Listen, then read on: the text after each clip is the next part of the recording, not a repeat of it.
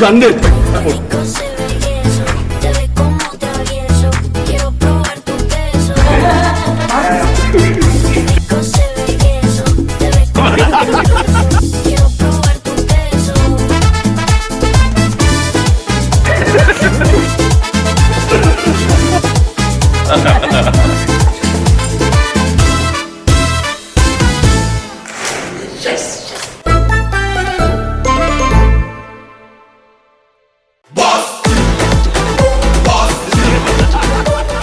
Students క్లాస్లో back బెంచ్లో అల్లరి చేస్తారు కదా, సో అలా కలిసిపోయి ఎంత అద్భుతంగా చేశారంటే అసలు నాకు అసలు జీరో స్ట్రెస్, అసలు ఏమీ లేదు. హ్యాపీగా వాళ్ళతో కలిసిపోయి పనిచేశాను.